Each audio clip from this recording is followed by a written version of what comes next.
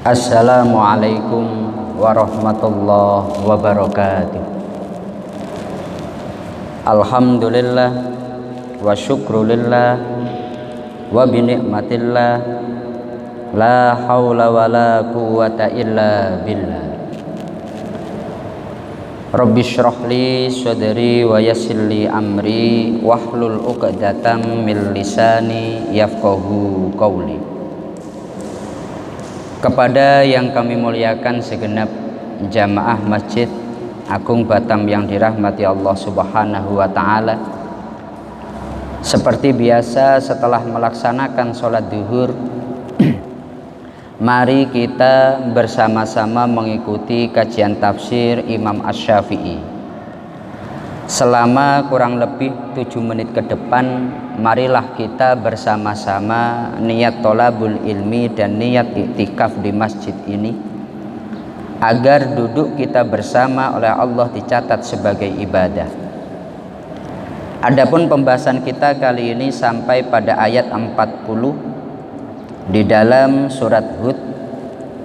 Allah berfirman, Bismillahirrahmanirrahim.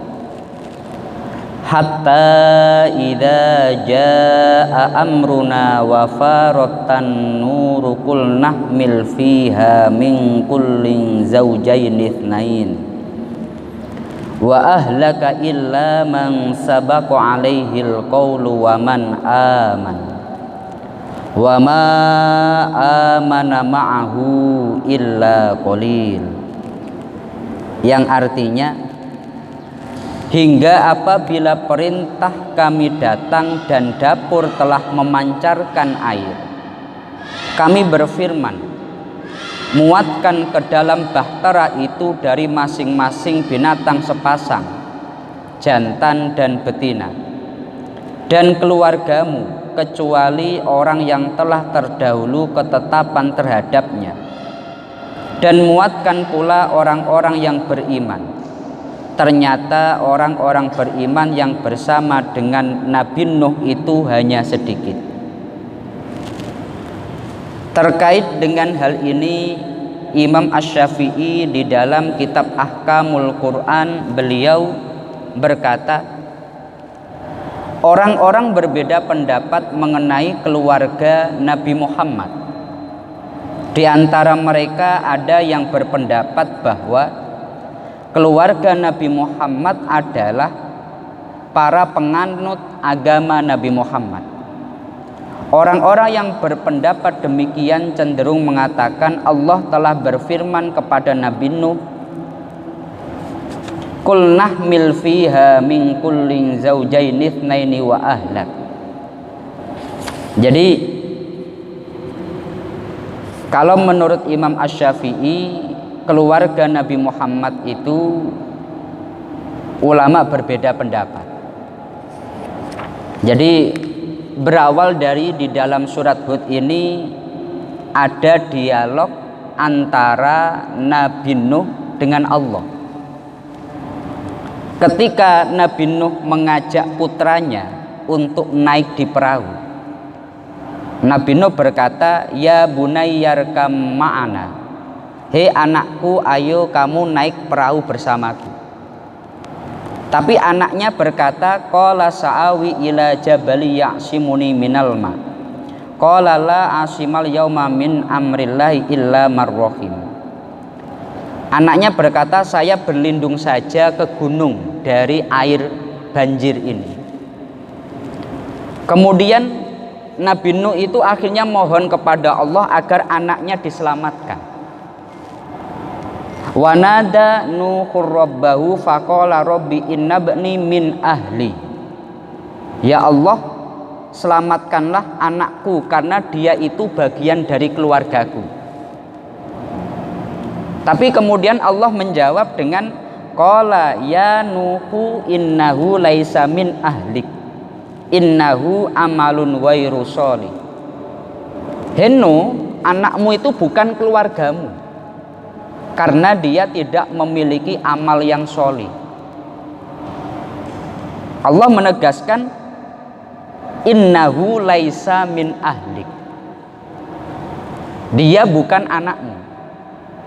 Oleh sebab itu ini menjadi dasar bahwasanya orang yang dia menjadi nasab atau secara biologis dia menjadi anak, secara hukum belum sepenuhnya bisa disebut sebagai anak. Di dalam Al-Quran itu ada beberapa kalimat memakai kata ali. Kita sering mengatakan Allahumma sholli ala sayyidina Muhammad wa ala ali sayyidina Muhammad. Semoga sholawat dan salam kepada Nabi Muhammad dan ali keluarga Nabi Muhammad. Tapi siapa yang dimaksud dari ali itu? Keluarga Nabi itu siapa? Karena di dalam ayat yang lain itu ketika Allah menjelaskan berkaitan dengan Fir'aun, Fir'aun itu nggak punya anak. Fir'aun itu orang yang dia dalam tafsir Qurtubi disebutkan tidak memiliki bapak, tidak memiliki paman, tidak memiliki saudara. Tapi wa id najjainakum min ali fir'auna, memakai kata ali. Dan ketika kami selamatkan kalian dari keluarga Fir'aun. Dalam ayat yang lain, wa auraqna ala fir'aun, dan kami tenggelamkan keluarga Fir'aun. Dalam masalah Fir'aun, ulama itu sepakat yang dimaksud dari ali Fir'aun adalah tentaranya. Meskipun tidak memiliki nasab atau ikatan keluarga dengan Fir'aun, tetapi di dalam Al-Quran memakai kata ali. Hal inilah yang menyebabkan ketika kita membaca Allahumma sholli ala sayyidina Muhammad wa ala ali sayyidina Muhammad, ulama berbeda pendapat.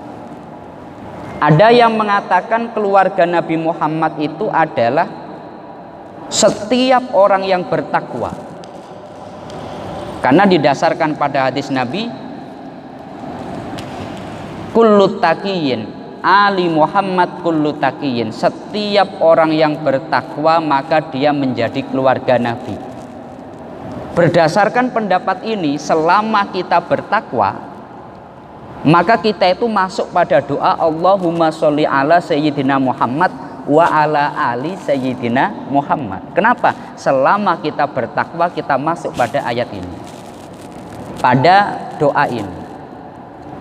Pendapat kedua mengatakan bahwa yang dimaksud daripada ali Muhammad itu adalah hum itratuhu wa ahlu baiti, orang yang menjadi keturunan Nabi Muhammad dan keluarga Nabi Muhammad, istri-istri beliau dan keturunannya Fatimah, Hasan, Husain.